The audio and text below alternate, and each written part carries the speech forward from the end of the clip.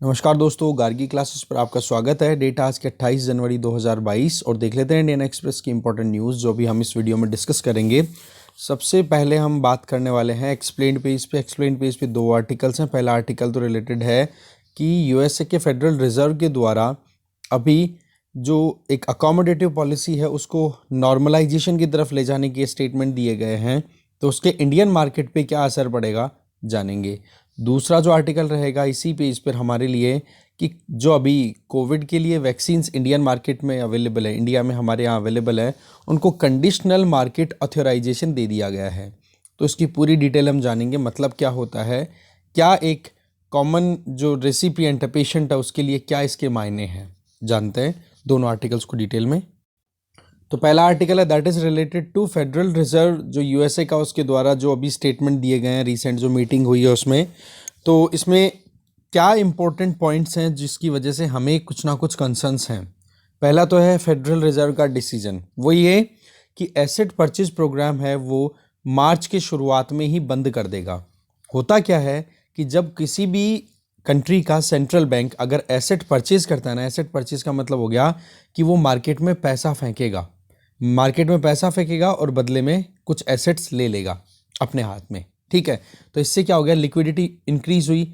अब liquidity increase करने का कारण क्या होता है, जब मार्केट में कहीं ना कहीं स्टैग्नेशन हो, फंसी पड़ी हो इकोनॉमी, बढ़ नहीं रही हो, इकोनॉमिक एक्टिविटीज रुक चुकी हो, तो ऐसे में फेडरल रिजर्व के द्वारा जो एसेट परचेज प्रोग्राम चलाया जा रहा था उसको रोक दिया जाएगा मार्च शुरुआत में ही। तो इसकी वजह से क्या हो गया, इसका मतलब क्लियर है कि डॉलर्स का जो सर्कुलेशन है मार्केट में वो कम हो जाएगा, पहली चीज़। दूसरा, फिर इसके बाद में जो इंटरेस्ट रेट्स हैं, वहाँ पर जो इंटरेस्ट रेट लगाई जाती है, जो भी लेन देन में जो ब्याज दिया जाता है बोरोवर के द्वारा, वो इंटरेस्ट रेट है उसको भी राइज करने की बात की जा रही है। दैट मीन्स पॉलिसी रेट भी राइज की जा रही है वहाँ पर।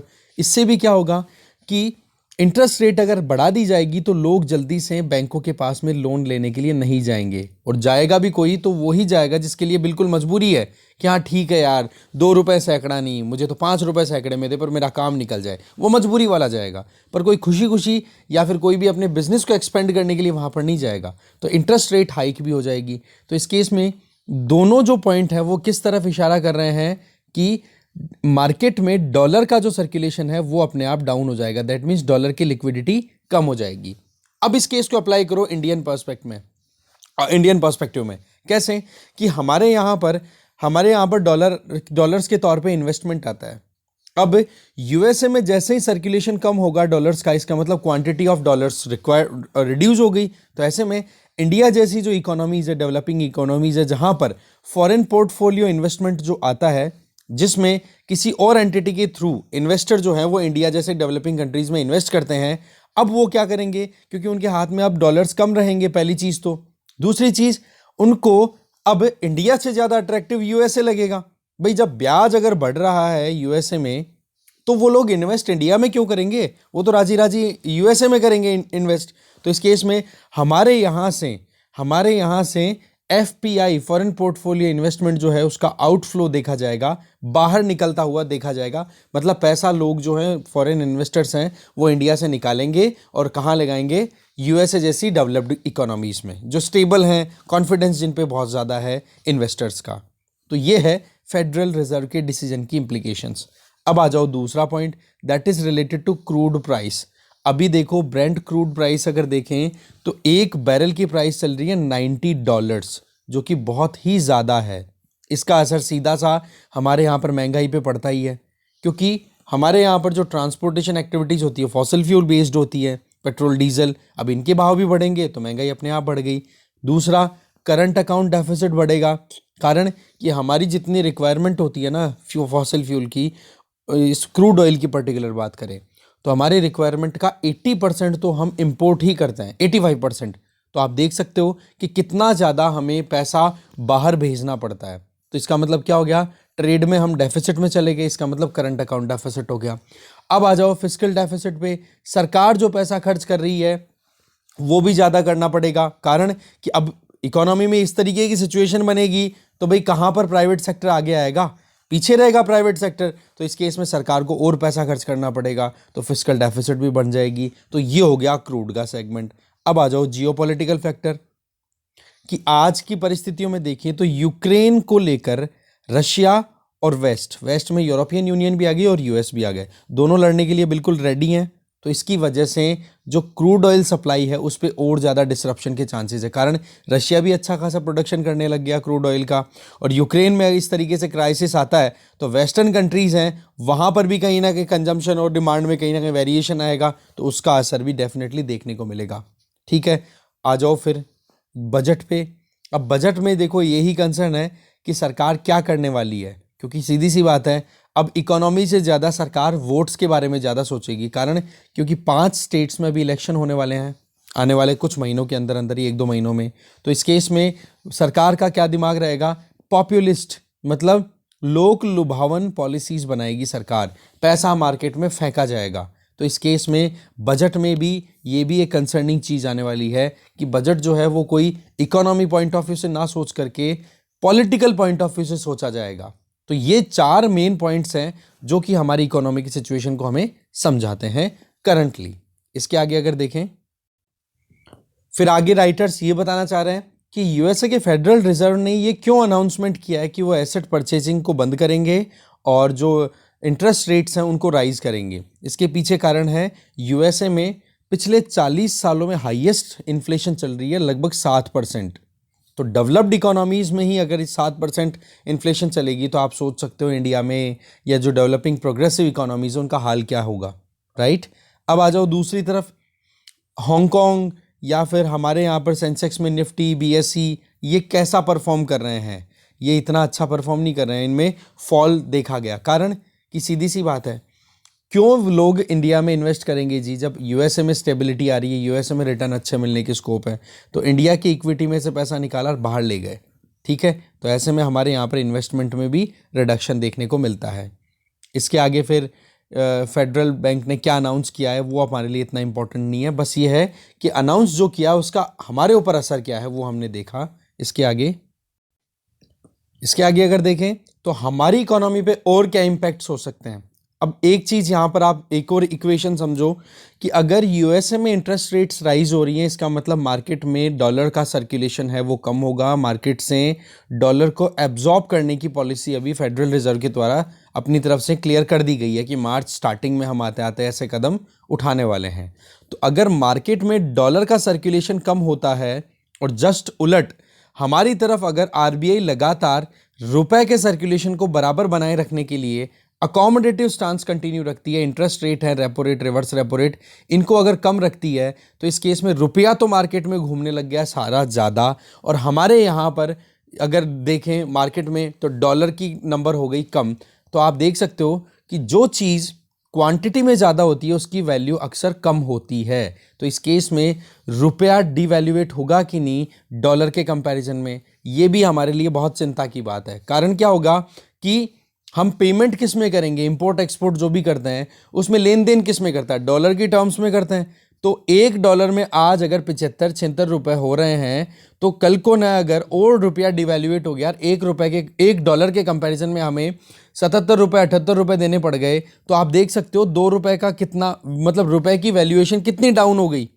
तो ऐसे में इमर्जिंग इकोनॉमीज पर भी प्रेशर बनेगा कि भाई आप भी अपनी इंटरेस्ट रेट राइज करो, और ये चीज़ आरबीआई ने अपनी तरफ से प्रीवियस जो मीटिंग्स हैं उनमें स्टेटमेंट्स दे दिए हैं। वैसे तो बेशक आरबीआई की जो मॉनेटरी पॉलिसी कमेटी है उसका ये कहना है कि इन्फ्लेशन प्रेशर है हमारे ऊपर, पर हमारा प्राइम टारगेट है वो है कि कैसे भी करके इकोनॉमी को ट्रैक पे लाया जाए, जिसके लिए अकोमोडेटिव स्टांस कंटिन्यू किया जाएगा, जिसके लिए कोई चेंजेस नहीं किए गए रिवर्स रेपो रेट और रेपो रेट में। जबकि हमने कल परसों एक इंडियन इसी में इकोनॉमी पेज पे हमने देखा था कि VRR एंड VRRR, ये जो variable rate repo, variable reverse rate repo है ना, इनको वेरी करने का, इनमें राइज अगर कर दिया जाता है तो मार्केट से लिक्विडिटी एब्जॉर्ब करने की बात की जाती है, और आरबीआई इस चीज़ को काम में ले रहा है कि मार्केट से हमें कैसे भी करके एब्जॉर्ब तो करना पड़ेगा।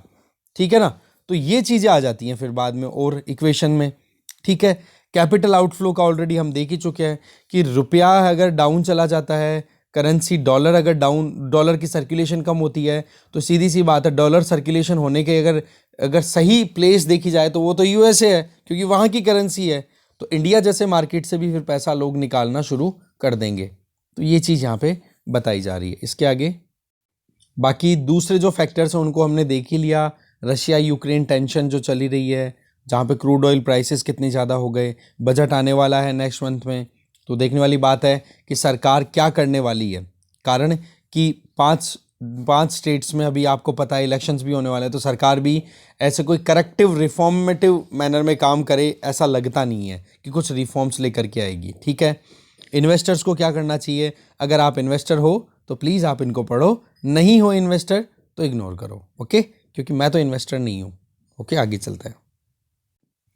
आगे फिर बात आ जाती है कि अभी ओमिक्रॉन का एक वेरिएंट जिसको BA.1 भी बोला जा रहा है, और वैसे ओमिक्रॉन का अगर वेरिएंट वाइज देखें तो किस लीनियज में शो किया जाता है, क्या उसकी कोडिंग है B.1.1.529, इस लीनियज को बोला जाता है ओमिक्रॉन। एक कोड दे दिया याद करने के हिसाब से।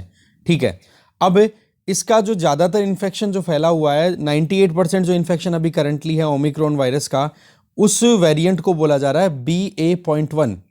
अब इसका एक और सब वेरिएंट आ गया ओमिक्रॉन का, जिसके इन्फेक्शन केसेस देखने को मिल रहे हैं यूके में, वेस्टर्न कंट्रीज में मेनली। ठीक है, दैट इज BA.2।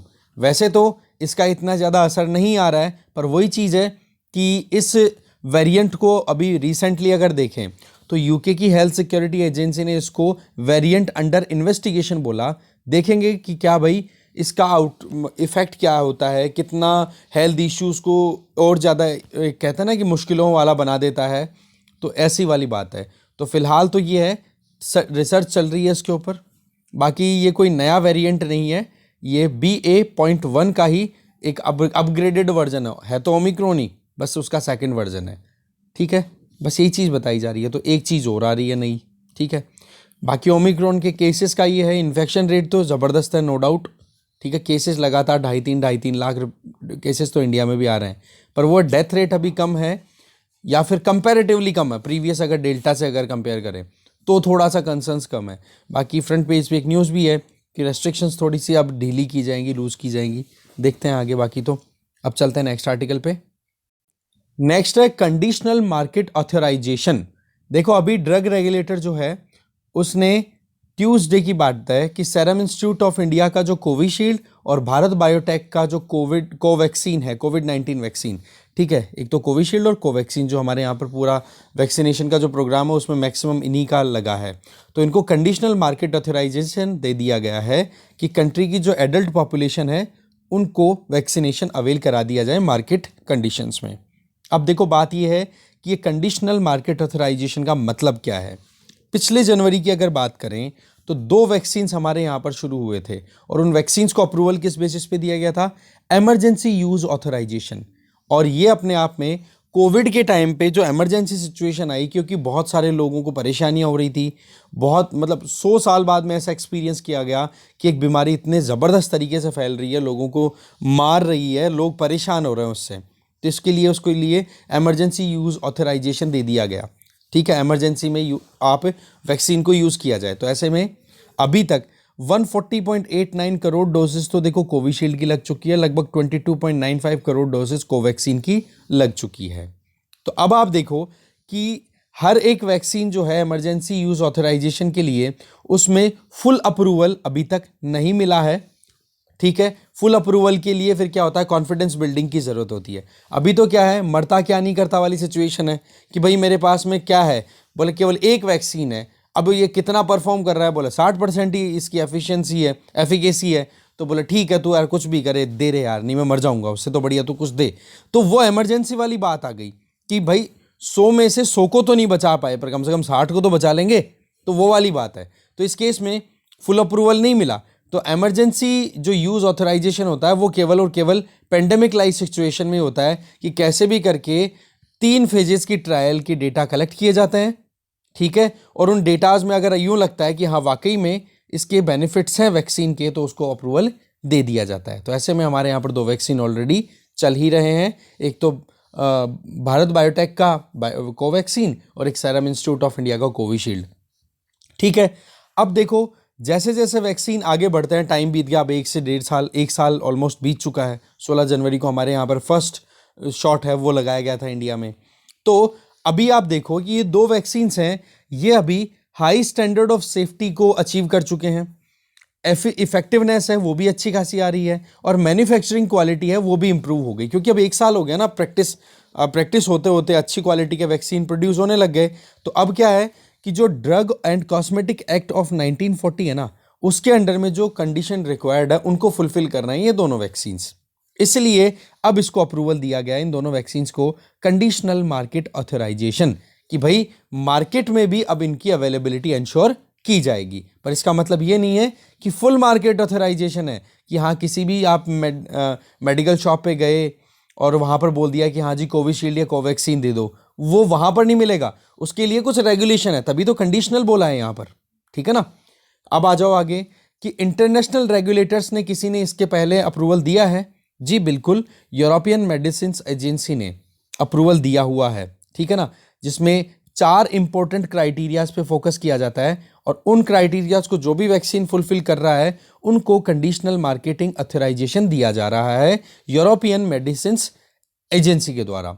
अब इसमें यह देखने वाली बात है पहली चीज कि बेनिफिट टू रिस्क बैलेंस कितना है, मतलब कि अगर वैक्सीन लिया तो उसके बाद में रिस्क कितना है और उससे बेनिफिट कितना है इस बीमारी के खिलाफ में, इन चीज़ों पर ध्यान दिया जाएगा।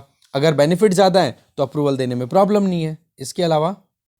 इसके अलावा ये देखा जाता है कि जो एप्लीकेंट है, ठीक है, जैसे मान लो कि ये जो कोविड के जो वैक्सीन कैंडिडेट्स हैं इनके द्वारा कॉम्प्रिहेंसिव डेटा दिया जा रहा है कि नहीं, ऑथराइजेशन मिलने के बाद में, अप्रूवल मिलने के बाद में। एक ये चेक करता है यूरोपियन मेडिकल एजेंसी जो है, मेडिसिन एजेंसी है वो। इसके अलावा वैक्सीन क्या मेडिकल नीड्स को फुलफिल कर रहा है वाकई में, क्योंकि जो unmet medical needs, that means कि जिन चीज़ों की ज़रूरत है, जैसे कि कोविड के अगेंस्ट में हमें हमारी बॉडी में एंटीबॉडी जनरेट करवानी है, तो उस केस में वो जो रिक्वायरमेंट है उसको फुलफिल कर रहा है कि नहीं वैक्सीन, वो देखने वाली बात है।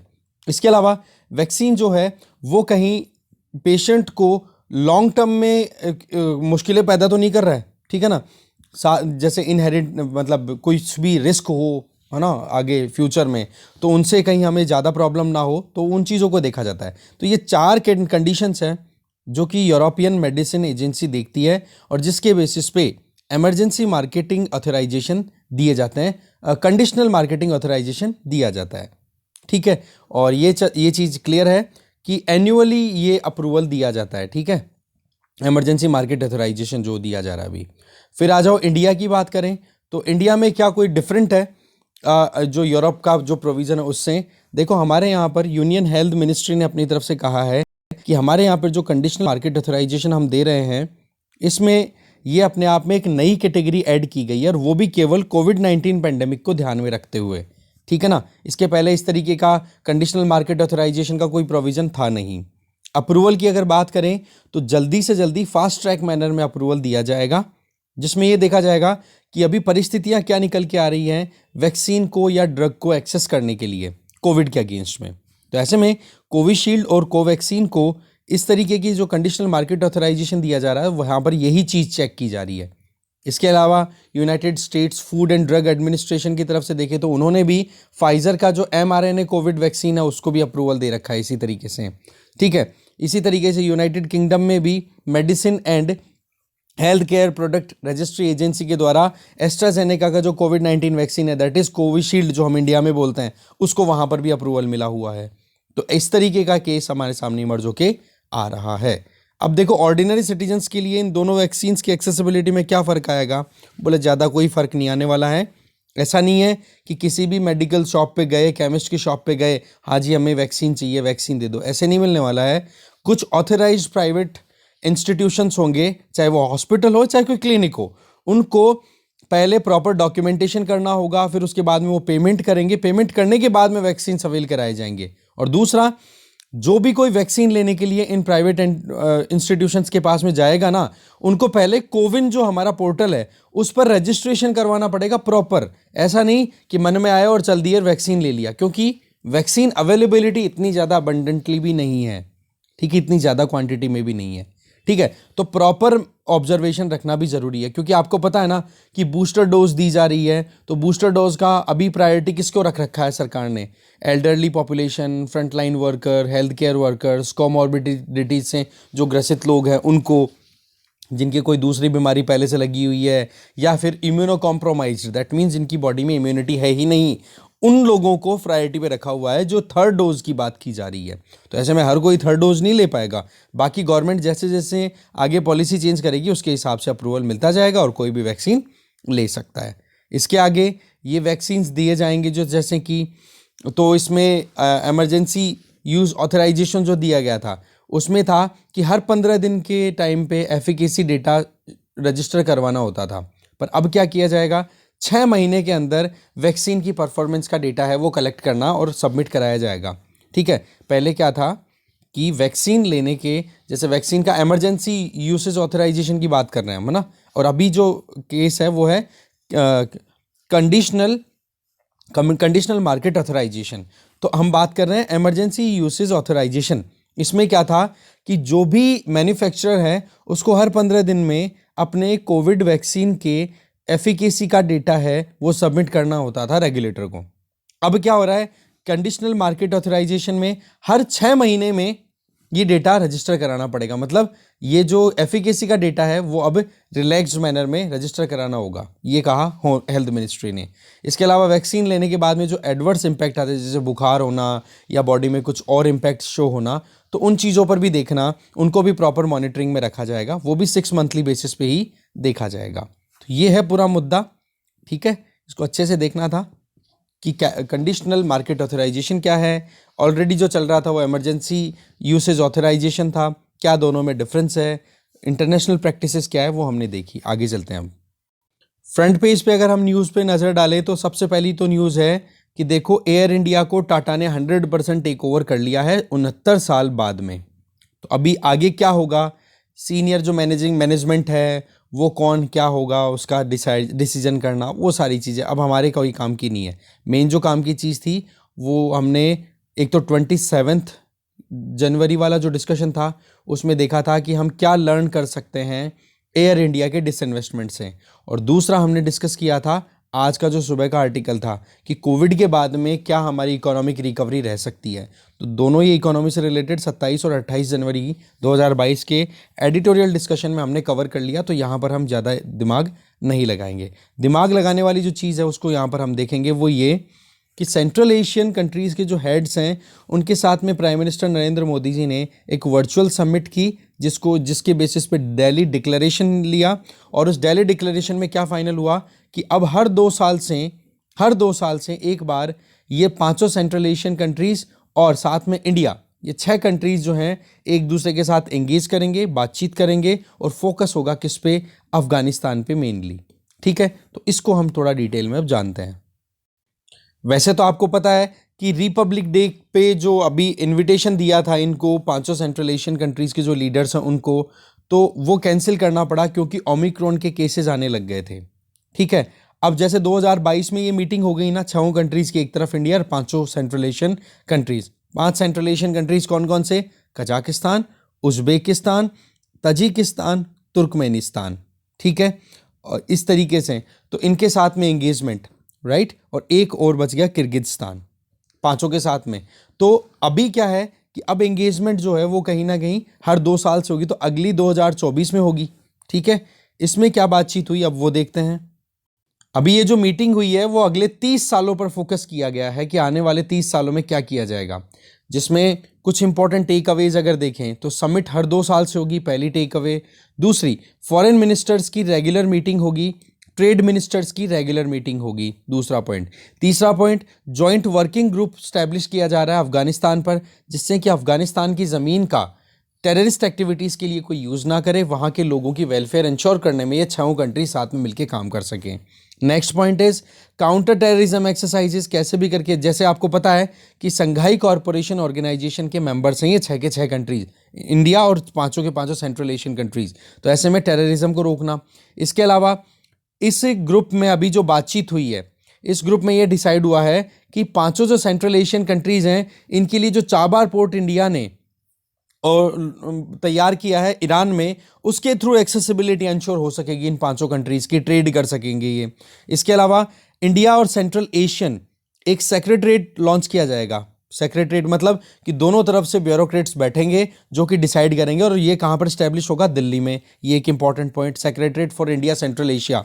ठीक है, फिर आ जाओ, इंडियन हॉस्पिटल और यूनिवर्सिटीज को ओपन किया जाएगा सेंट्रल एशियन कंट्रीज में। दैट मीन्स हमारी एजुकेशन और हमारी कल्चर को वहां पर प्रमोट करने की कोशिशें यहां पर क्लियर होती हैं। फिर आ जाओ, ये समिट एग्जैक्टली आप देखो कि चाइना ने 2 दिन पहले ही इसी तरीके से इन सेंट्रल एशियन कंट्रीज के साथ में एक मीटिंग की थी, जनवरी 25 की बात है तब। ठीक है, उसमें ये डिसाइड हुआ, चाइना ने ये बोला कि हम $500 मिलियन के लगभग आपको असिस्टेंस देंगे, ट्रेड को इंक्रीज करने की ये बातचीत हुई थी चाइना की। अब इंडिया ने भी अपनी तरफ से अपने पत्ते खोले हैं। अब आ जाओ आगे, इसके आगे समिट में फोकस किस पे किया है कि देखो हमारा जो एक्सटेंडेड नेबरहुड है उसको इंटीग्रेट करना, उसकी स्टेबिलिटी इंश्योर करना। ये जो वर्ड है ना एक्सटेंडेड नेबरहुड, ये बड़ा इंपॉर्टेंट है इंटरनेशनल रिलेशन में, क्योंकि हमारी बॉर्डर सीधी शेयर नहीं हो रही है इन 500 सेंट्रल एशियन कंट्रीज के साथ में। हमारी ये बॉर्डर है वो अफगानिस्तान के साथ शेयर होती है अगर गिलगिट बाल्टिस्तान वाले एरिया से देखा जाए, या पाकिस्तान से, फिर उसके बाद में फिर ये सेंट्रल एशियन कंट्रीज आ जाते हैं। तो इस केस में हमारी डायरेक्ट बॉर्डर शेयर नहीं होती, पर थोड़ा दूर है, पर है पड़ोसी, इसलिए हमने क्या बोल दिया, एक्सटेंडेड नेबरहुड। तो ये वर्ड से आप कहीं कंफ्यूज ना हो, ये याद रखना आप। ठीक है, तो ऐसे में इंटीग्रेट करना, स्टेबल करना एक्सटेंडेड नेबरहुड को, इस पर ध्यान दिया। इंडिया का विजन रहेगा बोला सेंट्रल एशिया के साथ में इस तरीके से, और साथ में peaceful, secure and stable Afghanistan, इस कमिटमेंट पे 6 के 6 लीडर्स ने बातचीत की। साथ में इंडिया जब यूनाइटेड नेशन सिक्योरिटी काउंसिल की प्रेसिडेंशियल सीट पे था, प्रेसिडेंट जब था, मतलब चेयर कर रहा था इंडिया, तब उस टाइम पे अगस्त 31 अगस्त 2021 जब रेजोल्यूशन लिया गया था अफगानिस्तान के मुद्दे पर, क्योंकि 15 अगस्त को अफगानिस्तान ने टेक ओवर कर लिया था, तालिबान ने टेक ओवर कर लिया था अफगानिस्तान को। ठीक है, तो इस रेजोल्यूशन को क्या बोल रहे हैं हम, 2593। इस रेजोल्यूशन में क्या था कि सभी कंट्रीज मिलकर के ये कोशिश करेंगे कि अफगानिस्तान की जो टेरिटरी है उसका यूज टेररिस्ट एक्टिविटीज को ना तो शेल्टर देने के लिए किया जाए, ना वहां पर टेररिस्ट एक्टिविटीज की, टेररिस्ट को ट्रेनिंग मिले, ना वहां पर प्लानिंग हो, ना उन टेररिस्ट ऑर्गेनाइजेशंस की फाइनेंसिंग हो। तो ये बात वहां पर बोली गई, और इसी को रीअसर्ट करते हुए नरेंद्र मोदी ने ये बात कही कि यूनाइटेड नेशन सिक्योरिटी काउंसिल का जो रेजोल्यूशन है 2593, इसे हमें अपहेल्ड करना है। आ जाओ फिर आगे, दोनों जो रीजनल कंसेंसस है वो लेकर के आनी। एक तरफ आप देखो अफगानिस्तान से सेंट्रल एशियन कंट्रीज की बॉर्डर भी शेयर होती है। अच्छा हाँ, मैप है वो टेलीग्राम चैनल पे शेयर्ड है, सर्च कर लेना, टेलीग्राम चैनल का लिंक डिस्क्रिप्शन बॉक्स में गिवन है, तो वहां पर जाके सर्च कर लेना सेंट्रल एशियन कंट्रीज मैप। वहां पर आपको पता पड़ जाएगा किस कंट्री की किससे बॉर्डर शेयर होती है, उनकी क्या कैपिटल्स है, क्या उनकी लोकेशंस है, अच्छे से देख लेना आपको। ओके, तो पॉइंट यहां पर क्या आ जाता है कि ये इंक्लूसिव गवर्नमेंट बनाना चाहते हैं, कहां पर, अफगानिस्तान में। स्टेबिलिटी आने के लिए सीधी सी बात है, जितने भी एथनिक ग्रुप्स रहते हैं उनका रिप्रेजेंटेशन अगर प्रॉपर रहे तो वहां पर स्टेबिलिटी आएगी कि नहीं। इसके अलावा एससीओ की जुलाई 2022 में मीटिंग भी होने वाली है। ठीक है, समिट भी होगी जिसको होस्ट करेगा उज्बेकिस्तान, और उज्बेकिस्तान में भी कहां पर, पर्टिकुलरली ताशकंद में। तो एससीओ के बारे में अब आपको यूपीएससी पॉइंट ऑफ व्यू से पढ़ना है विदाउट एनी डाउट। ओके, इसके अलावा चाबार पोर्ट में पर्टिकुलर अगर पोर्ट की बात करें तो उसका नाम है शाहिद बेहस्ती टर्मिनल। ठीक है, तो चाबार पोर्ट या फिर शाहिद बेहस्ती टर्मिनल, दोनों अगर नाम आ जाए तो कंफ्यूज मत हो जाना, एक ही जगह के नाम बताए जा रहे हैं, समझ रहे हो। ठीक है, इंडिया के द्वारा डेवलप किए हुए हैं अफगानिस्तान के साथ ट्रेड करने के लिए और सेंट्रल एशियन कंट्रीज के साथ एक्सेसिबिलिटी इंश्योर करने के लिए। बट अफगानिस्तान तो चलो तालिबान ने टेक ओवर कर लिया है, पर हम फिर भी सेंट्रल एशियन कंट्रीज को अब इधर से ट्रेड करने के लिए अलाउ करेंगे, तो इससे देखो ट्रेड रिलेशंस भी बढ़ेंगे दोनों रीजन्स के बीच में, साउथ एशिया में पर्टिकुलर इंडिया और सेंट्रल एशियन 5 के 5 कंट्रीज। ठीक है जी, फिर इसके बाद में इंडिया जो है वो 100 मेंबर यूथ डेलीगेशन है वो सेंट्रल एशियन कंट्रीज से बुलाएगा, जिससे कि ज़्यादा से ज़्यादा अंडरस्टैंडिंग डेवलप की जा सके इंडिया की सेंट्रल एशियन कंट्रीज़ के लोगों में। साथ में उनको ट्रेनिंग भी दी जाएगी, स्कॉलरशिप भी दी जाएगी, एजुकेशन पॉइंट ऑफ व्यू से वो सारी चीज़ें बता दी। इसके अलावा लिंग्विस्टिक और स्पिरिचुअल लिंकेजेस जो हैं उनको हाईलाइट किया गया बातों ही बातों में। साथ में ये भी कि एक कॉमन डिक्शनरी है वो भी लॉन्च की जाएगी, जिसमें जो भी वर्ड्स कॉमन है इंडिया और सेंट्रल एशियन कंट्रीज में जो भी लैंग्वेज चलती है उनमें, उसके लिए कॉमन डिक्शनरी भी लॉन्च की जाएगी। बुद्धिस्ट एग्जीबिशन भी लगाया जाएगा सेंट्रल एशियन कंट्रीज में, क्योंकि बुद्धिज्म का ओरिजिन इंडिया से और वहां पर भी स्प्रेड हुआ। ठीक है जी। इसके अलावा आप देख सकते हो कि नरेंद्र मोदी जब प्राइम मिनिस्टर बने थे तो उन्होंने जब विजिट की थी फॉरेन कंट्रीज की, तो उस टाइम पर ही इन 5 कंट्रीज की विजिट भी की थी। ठीक है, तो ये पूरी डिटेल हमने एक छोटी सी समरी में देख ली है इस आर्टिकल के थ्रू कि सेंट्रल एशियन कंट्रीज के साथ में इंडिया का क्या रिलेशन है। बड़े अच्छे अच्छे पॉइंट्स थे और ये दिल्ली डिक्लेरेशन के पॉइंट्स और हमने देख लिए। आगे चलते हैं अब। वर्ल्ड पेज पे ऐसे तो न्यूज़ बहुत सारी है, पर हमारे लिए जो न्यूज़ इंपॉर्टेंट है दैट इज़ कि नेपाल की लेटेस्ट पॉपुलेशन मतलब सेंसस हुई है, उसमें ये पता पड़ा है कि वहाँ पर पॉपुलेशन ग्रोथ है वो 0.93% ही रह गई है। जानते हैं इस आर्टिकल को थोड़ा डिटेल में। तो अभी जो 2021 की सेंसस आई है उसके बेसिस पे अगर देखें तो नेपाल की पॉपुलेशन कितनी रह गई, 229 मिलियन, मतलब 2.9 करोड़। ठीक है, और ये आप देख सकते हो अभी तक पिछले 80 सालों की अगर बात करें तो नेपाल में लोवेस्ट पॉपुलेशन ग्रोथ रजिस्टर की गई है पिछले एक दशक में, 2011 से 2021 का अगर हम कंपेयर करें तो टोटल पॉपुलेशन कितनी है 29, आप देख सकते हो 29 मिलियन। ठीक है, 2,91,92,480 और कितनी परसेंट ग्रोथ देखी गई है 0.93, पिछले 8 दशकों में लोवेस्ट। ठीक है जी। इसमें आप देख लो कि एवरेज ग्रोथ रेट है लास्ट सेंसस 2011 के कंपैरिजन में, 2011 में कितनी रही थी 1.35%, जो कि अब कितनी रह गई केवल 0.93%। 2011 में नेपाल की पॉपुलेशन कितनी थी 26 मिलियन, अभी कितनी होगी 29 मिलियन। ठीक है, तो ये क्लियर हो गया। इसके आगे आप देख सकते हो कि 2011 का सेंसस हमारे क्लियर हो गया। हाँ, अब की बार इंटरेस्टिंग चीज़ ये है कि नेपाल की सरकार ने जो अभी डेटा दिया है उसमें 750 लोगों को इंक्लूड किया है। कौन से 750 लोग हैं, जो डिस्प्यूटेड टेरिटरी है ना, काला पानी, लिपुलेख और लिम्पियादुरा, जो कि इंडिया अपने मैप में दिखा रहा है, नेपाल अपने मैप में दिखाना शुरू कर चुका है, जो कि ट्राइंगल डिस्प्यूटेड एरिया है उत्तराखंड वाले एरिया में, काली रिवर की कोर्स के चेंज होने की वजह से। ठीक है ना, तो ऐसे में 750 लोगों को इनको भी नेपाल ने अपने इस सेंसस में इंक्लूड करते हुए दिखाया है। वैसे ये एक इनफॉर्मल सेंसस है, दैट मीन्स टेंटेटिव आइडियाज़ हैं, पर फिर भी आइडिया कहीं ना कहीं कुछ ना कुछ क्लैरिटी देता है। ठीक है, इसके अलावा वुमेन कितनी है, मेल कितने हैं, ये यहाँ से क्लियर हो रहा है। ठीक है ना, यहाँ पर देख सकते हो आप 1,49,000 नहीं सॉरी हाँ 1,49,00,000 के लगभग वहाँ पर आप देख सकते हो वुमेन है, और जबकि 1,42,00,000 के लगभग वहाँ पर मेल्स हैं। अच्छा, एक चीज़ और कि वहाँ पर देखा गया है कि एक तो बर्थ रेट बहुत कम रही है और एक आउट माइग्रेशन, मतलब बच्चे कम पैदा हुए, और दूसरा लोग जो हैं वो रोजगार के लिए बाहर निकले हुए हैं। अब रोजगार के लिए बाहर निकलते हैं तो आपको पता है ना कि नॉर्मल कंडीशंस में अगर देखें तो मेल माइग्रेशन डोमिनेट करता है इकोनॉमिकल कंडीशंस की वजह से, कि अपनी जगह छोड़ करके एक मेल जाता है रोजगार के लिए बाहर अर्बन एरियाज़ की तरफ जहाँ पर रोजगार मिलता है, तो पीछे क्या रह जाती है फीमेल पॉपुलेशन। और ये चीज़ यहाँ से आपको क्लियर हो रही होगी कि 14 मिलियन, 14.9 मिलियन, 14.2 मिलियन, तो 14.9 मिलियन वुमेन है वहाँ पर, वुमेन ज़्यादा हैं एज कम्पेयर टू मेल्स। ठीक है ना, तो ये देखो ये भी अपने आप में शो करता है कि वुमेन एम्पावरमेंट वाला सेगमेंट भी आ जाता है। ठीक है, बाकी तो नेपाल में भी देखो सेंसस जो है वो 1911 से हर 10 साल में होती है। ठीक है, तो ये कुछ इंपॉर्टेंट चीज़ें थी वो हमने देख ही लिया है। और तराई रीजन आप जानते हो, हिमालय की जो फुट हिल्स की बात करें तो वहाँ पर खादर, बांगड़, खादर, इनकी हम बात करते हैं तराई, तो तराई वाले एरिया में लगभग 22 ऐसे डिस्ट्रिक्ट्स हैं जो कि इंडिया के साथ में बॉर्डर शेयर करते हैं, राइट। इस तरीके से बातें बताई जा रही है। इंटरनल माइग्रेशन हो रहा है सिग्निफिकेंट, कितना आना जाना रहता है इंडिया के साथ में, ये डेटा बड़ा काम का है, थोड़ा सा आप ध्यान से इसको पढ़ लेना। वैसे तो पूरा आर्टिकल इंपॉर्टेंट था, नज़र हमने डाल ही ली है। ठीक है, मैं एक बार थोड़ा स्क्रॉल अप स्क्रॉल डाउन कर लूँ, थोड़ा और क्लियर हो जाएगा आपको। ओके, आगे चलते हैं। अच्छा लगे हाथ, चलो ठीक है। अब ये माइग्रेशन इनसे बात हो ही रही है, तो 12th क्लास की जो बुक है आपकी ह्यूमन ज्योग्राफी वाली, और दूसरी जो बुक है India economy and people, India people and economy, इनमें जो भी पॉपुलेशन से रिलेटेड चैप्टर है ना, इंडिया स्पेसिफिक और वर्ल्ड स्पेसिफिक दोनों कवर कर लेना भाई, रिवाइज कर दो उनको क्विकली। ठीक है, आगे चलते हैं। फिर एक पर्सनालिटी से रिलेटेड इंपॉर्टेंट न्यूज़ हो सकता है किसी एग्जाम में आपकी हेल्प कर दे ये।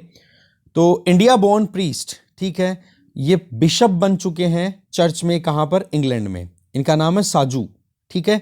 बेसिकली इनका जन्म तो देखो केरला में हुआ था, और नाम यहाँ पर आप देख सकते हो लुकोस वर्गीज मुथालाइल, ठीक है, जिनका शॉर्ट नेम हो गया साजू। इनकी एज है 42 साल, और ये पहले सबसे जवान बिशप बने हैं इंग्लैंड में, ठीक है ना। तो ये अपने आप में बहुत ही इंपॉर्टेंट है, ये ध्यान रखें आप। आगे चलते हैं। अब हम आ गए इकोनॉमी पेज पे। इकोनॉमी पेज पे फिर से वही चल रहा है कि प्राइवेटाइजेशन को बूस्ट देगा ये एयर इंडिया का डिसइन्वेस्टमेंट, इससे बहुत कुछ सीखने को मिलेगा। सरकार का जो फिस्कल स्पेस है वो भी इंक्रीज़ हो जाएगा। सरकार ने वैसे भी प्राइवेटाइजेशन को बूस्ट करने के लिए अपनी तरफ से बहुत एफर्ट्स लगाए हैं, जैसे कि LIC के IPOs लॉन्च करना, प्राइमरी जो कहता है ना ये प्राइमरी मार्केट जो है, ठीक है, उसमें लॉन्च करना। फिर उसके बाद में ये बताया जा रहा है कि नेशनल मोनेटाइजेशन पाइपलाइन, जिसमें जितने भी एसेट्स या जितने भी प्रोजेक्ट्स बीच में अटके पड़े हैं उनको, उनमें प्राइवेट सेक्टर का इन्वेस्टमेंट करवा करके उनको रिवाइवल देना, ठीक है। ब्राउन फील्ड प्रोजेक्ट जिनको हम बोल रहे थे, लगभग 6 लाख करोड़ का टारगेट उसमें है। रेलवे, रोड या फिर पावर सेक्टर से रिलेटेड ये एसेट्स होंगे।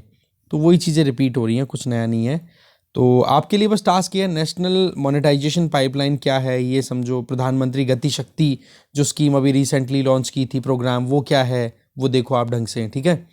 अब आ जाओ नेक्स्ट। देखो ग्रीन हाइड्रोजन की रिक्वायरमेंट बहुत ज़्यादा बढ़ रही है, तो इस केस में फ्री पावर ट्रांसमिशन दिया जाएगा। अब देखो हाइड्रोजन जो है ना वो फ्यूल की तरह यूज़ होता है, हाई एनर्जी फ्यूल की तरह रिक्वायर्ड होता है। जैसे आप नॉर्मली देखो तो जैसे पेट्रोलियम में रिफाइन किया जाता है या फर्टिलाइजर सेक्टर में है, तो ग्रीन हाइड्रोजन की रिक्वायरमेंट वहाँ पर होती है फ्यूल की तरह। तो इस केस में ग्रीन हाइड्रोजन क्या होती है कि जब आप वाटर से या कैसे भी हाइड्रोजन का प्रोडक्शन कर रहे हो एज अ फ्यूल, तो प्रोडक्शन के लिए आपने कैसी एनर्जी यूज़ की। अगर वहाँ पर रिन्यूएबल एनर्जी यूज़ की है ना आपने, इसका मतलब क्या हो गया कि कार्बन फुटेज है का इससे ग्रीन हाइड्रोजन को प्रोड्यूस करने के लिए वो मिनिमम रहे। तो इस केस में इसको हाइड्रोजन को क्या बोल देंगे, ग्रीन हाइड्रोजन। तो ये ध्यान रखें कि जब रिन्यूएबल एनर्जी का यूज़ करते हुए हाइड्रोजन का प्रोडक्शन किया जाता है एज अ फ्यूल, तो उसको ग्रीन हाइड्रोजन बोल देंगे। क्यों? क्योंकि हाइड्रोजन प्रोडक्शन में कार्बन फुटेज मिनिमम है या फिर है ही नहीं, ठीक है। बाकी तो इसमें चीज़ें बड़ी वो बताई जा रही हैं, 25 साल तक दिया जाएगा, राजस्थान में इलेक्ट्रिसिटी प्रोड्यूस होगी, क्योंकि रिन्यूएबल एनर्जी में पोटेंशियल देखा जाए तो राजस्थान बहुत हद तक आगे आएगा, ठीक है। चाहे विंड एनर्जी बोलो चाहे सोलर एनर्जी बोलो, सोलर में तो सबसे आगे है राजस्थान, ठीक है। तो बोले असम में अगर ग्रीन हाइड्रोजन प्रोड्यूस करनी होगी तो बोले पावर सप्लाई हम वहाँ से वहाँ तक फ्री देंगे, ऐसे समथिंग बातें चल रही है। तो देखो जी, जो मुद्दे थे काम के उनको हमने देख लिया है, बाकी और कुछ है नहीं। कुछ बच गया हो तो खुद से पढ़ लेना। Thank you very much for watching this video. अच्छा, कल का एक कमेंट आया था कि सर वेस्टर्न डिस्टर्बेंसेज हैं वो अरेबियन सी से नहीं मेडिटेरेनियन सी से आते हैं। हाँ बिल्कुल आप सही बोल रहे हो, वो मेरे गलती से मुंह से निकल गया होगा, मेडिटेरेनियन सी से ही आते हैं। Okay, thank you.